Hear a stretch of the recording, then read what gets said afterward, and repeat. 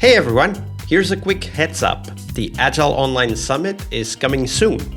You can get all the details at bit.ly/Agile Online Summit 24. Yes, it's all lowercase, all one word. That's bit.ly/Agile Online Summit 24. Stick with us till the end of the episode to know the dates, the tracks, and some surprises we have ready for you. But for now, let's dive into today's episode. Hello, everybody. Welcome to our Success Thursday here on the podcast. This week we have Anita Kalmane-Boot.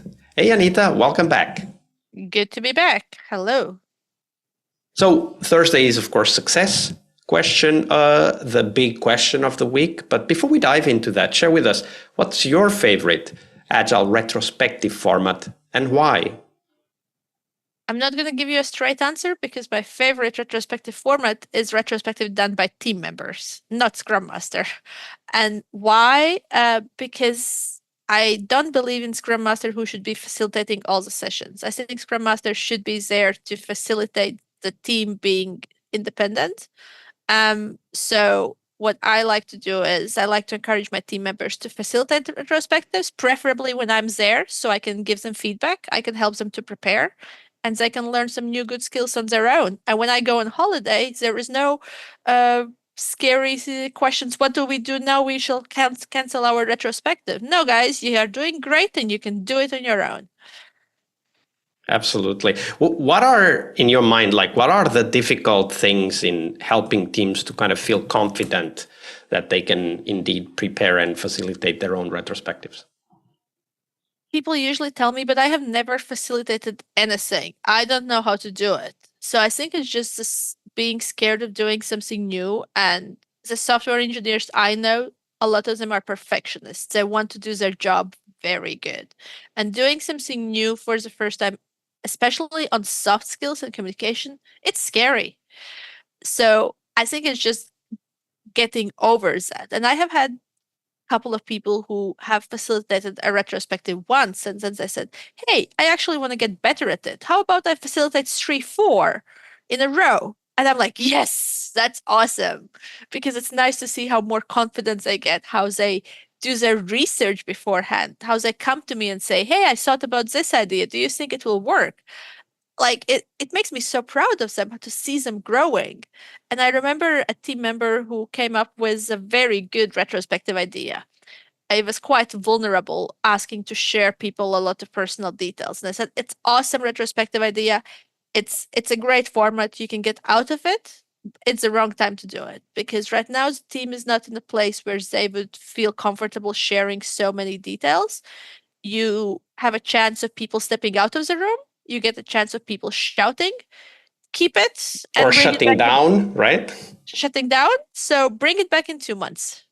And that person listened to my advice and went with a different retrospective format. And that was, I felt, very good to feel how they develop themselves, Yeah, and it's a very practical way for us to model the behavior we want them to have elsewhere, right? Take ownership, facilitate the things in the team themselves and grow, right?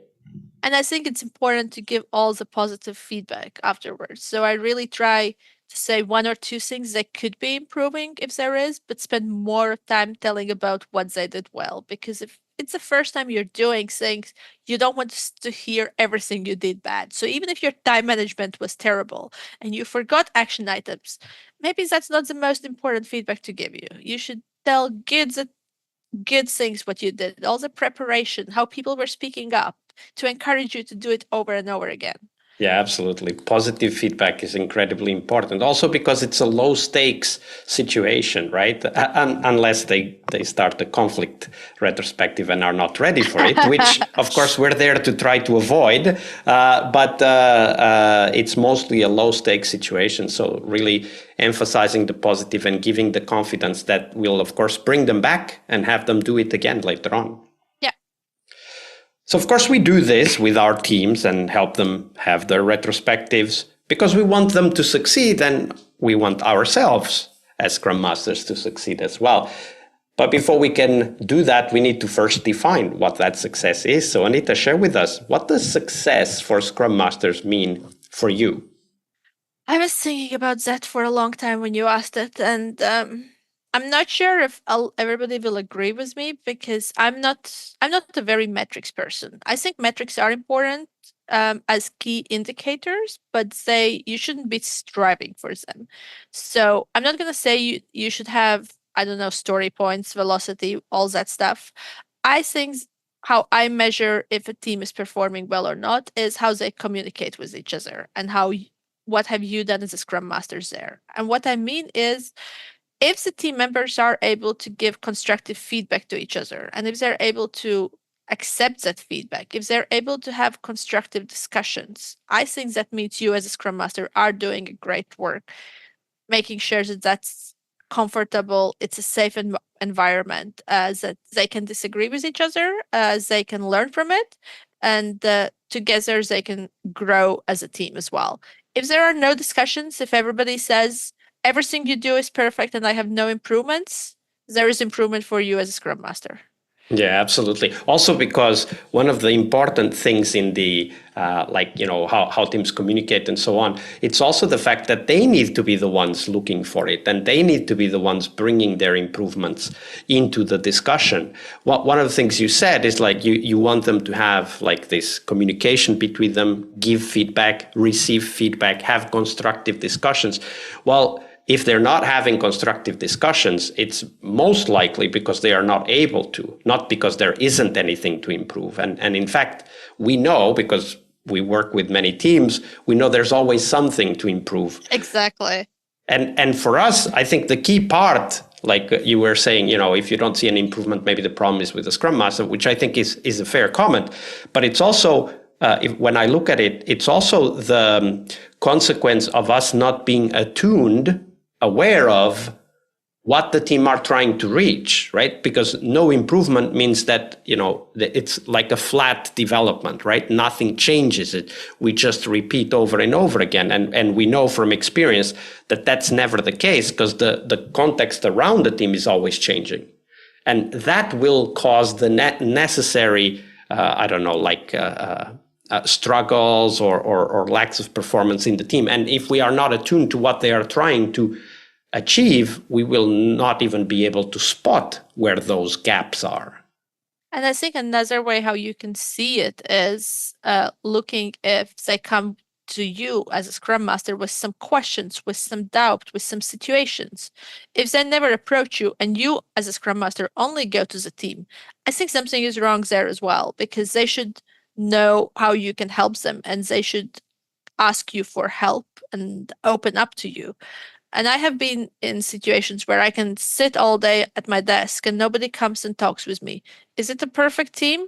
Could be, sure, one day. But if that happens for a week or for 2 weeks, I don't know. I think they're not really understanding what you as a Scrum Master can do for them.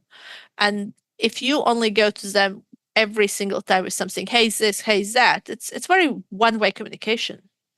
Yeah, absolutely. And also will create a bit of resentment, if nothing else, because when you're the one bringing the bad news, right? This is not good enough. They're probably going to turn that against you and say, hey, that's because you don't understand or you don't recognize the effort that we're doing. It's a very important aspect, that relationship of improvement that you just mentioned, right? Are they coming to us or are we the only ones going to them? And that's actually a great reflection question. That's one benefit I see working in the office versus being a remote Scrum Master. And I currently work in the office for most of the days, that they can really come to your desk. It's just like literally 5 footsteps away. It's very easy. Of course, they can also send a Slack message if they prefer, but they see you there. You're there to remind them, hey, I'm there to help you. And I think it's important that you as a Scrum Master make yourself open and visible, and not that they come to you and they say, hey, do you have a minute? And you're like, in 3 hours, because right now I have appointment A, B, and C. So I always say, I have a few minutes. Let me know what you want to talk about, because they are your first priority, right? Absolutely. They are your first priority. Well said. Thank you for sharing that, Anita. Thank you, Vasco. Hi there, Agile friends. Thank you for sticking around. So, as I was saying at the beginning of the show, on October 22nd this year, we will have the first day of the Agile Online Summit 2024. The summit will take place from October 22nd to 24th, so make sure you book your calendars as there will be loads of sessions for you to attend, including live QAs with the speakers, networking sessions, and more. This year, we're also organizing regular networking events online so that you get to talk and meet your peers before the summit even starts. So if you want to know more, check them out at bit.ly/Agile Online Summit 24. That's all one word, all lowercase. That's bit.ly/Agile Online Summit 24. You can sign up for a free ticket and get notified when those warm-up events will be organized, so stay tuned. Now, regarding the summit, our opening keynote will be Marshall Goldsmith's exposition of a project he's been working on for a while. That's marshallgoldsmith.ai. And Marshall is an author and also a leadership coach who sold over 3 million books worldwide and has been considered twice #1 leadership thinker in the world by Thinker 50. And you definitely don't want to miss that. If you want to know more about the tracks, here they are. We will have 4 tracks. The first track is Shift from Product to People. In this track, we will explore what we call the third wave of Agile adoption, exploring psychological safety, coaching techniques, and more to unlock your team's potential. In this track, you can learn to foster trust, encourage innovation, and build high-performing teams.